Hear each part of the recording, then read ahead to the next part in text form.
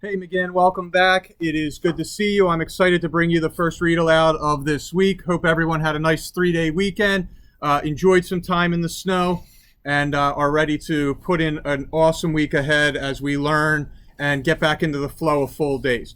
So, the Social Studies Department sent over some new books, which is great. And I'm going to read a story today that's by Mary Beth Boltz, and it's called A Bike Like Sergio's, and it has a terrific little lesson to it that I hope you enjoy. So here we go with that. This is A Bike Like Sergio's. Every kid has a bike but me. Sergio rides his new one while I run alongside, out of breath. Ask your parents again, Sergio says. Your birthday's coming up. Sergio forgets. There's a difference between his birthday and mine. I wish, I say, but I know that wishes won't make money appear. At Sonny's grocery store, Sergio buys a pack of football cards. I stand in line, mad, with the bread my mom wants, waiting behind the lady in the blue coat who we see all the time.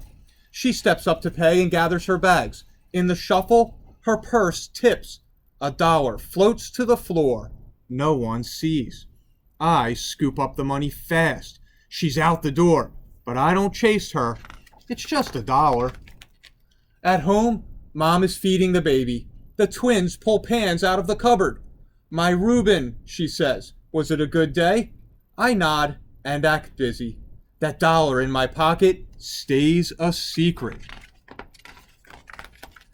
Later, when I'm alone in my room, I fish out the crumpled bill and stare.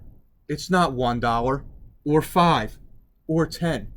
It's $100. My hands are shaking. That money's enough for a bike, just like Sergio's. Then I won't have to run. I'll be riding. Dad gets home from work late and tucks in my little brothers. When he gets to me, I squeeze my eyes shut and stay still as a stone. In the morning, the $100 bill is safe in my backpack. When I get to school, Mr. Grady says we will be learning about money and math. He sets up a store with fake bills, coins, and pictures of things we can buy. I joke around and blow all my play money on a camera right away. Me on my bike is all I can think about.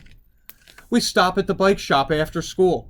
Inside, I walk the rows and find one like Sergio's, but silver. Man, you look good on it, Sergio says. And it's true. But I know if I ride home on a bike like that, I'll have to tell my parents where I got the money. I'll talk to them tonight, I say, and Sergio gives me a high five. At home, Mom is making a grocery list for Saturday. She walks her fingers through the cash in her wallet, crossing things off. Maybe next week, she says. She looks up at me and smiles. Me with the 100 in my backpack. Her crossing things off. Then she hands me a $5 bill. On your way home tomorrow, could you pick up orange juice at Sonny's? When she mentions Sonny's, I feel the sweat. What if the lady in the blue coat is there? I take my stuff to my room, dump my papers out of my backpack, and that's when I see it. The zipper that was closed is open. Just enough. And the money that was there is gone. Heading out the door, I mumble to Mom, I'll be right back. Rain is falling as I retrace my steps from school to the bike shop and then to home. Leaves and money, they all look the same. Rain and tears, they feel the same. The money is nowhere. I walk hunched and draggy to school the next day while Sergio rides in circles. My brother built a ramp in the alley and I went airborne, he says. If you get that bike, you can use it.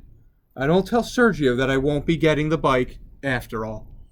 The day stretches out. How many nickels in $1? Mr. Grady asks. How many quarters in a $5 bill? When the bell rings, I pack my backpack with homework and notes and tell Sergio to ride home without me. With everyone crowding in a hurry, I spot something. The smallest zipper inside, still closed. This was the pocket, not the other. I slide it open, and I'm rich again. To get that bike, I have to tell. I race to Sonny's as fast as riding and rush to the back of the store for the juice. Someone bumps me, apologizes in a soft voice, and I turn.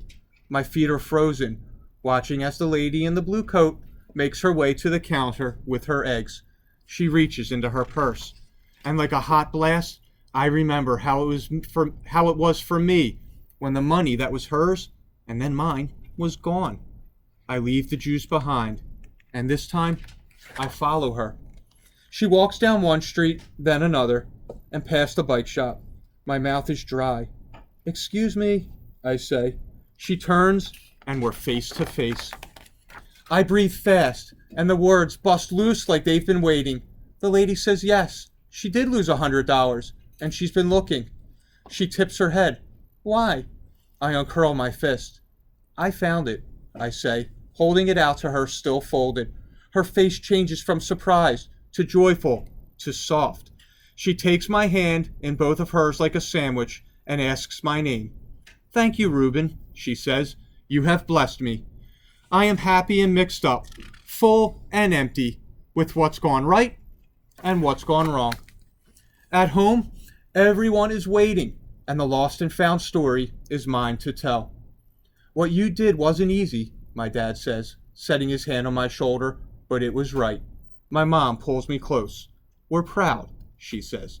And in that warm house with my family all around and my birthday almost here, I am proud too.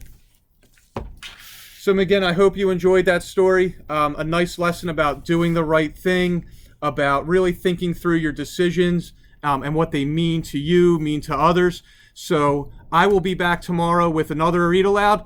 Keep working hard. We're all proud of you. Take care.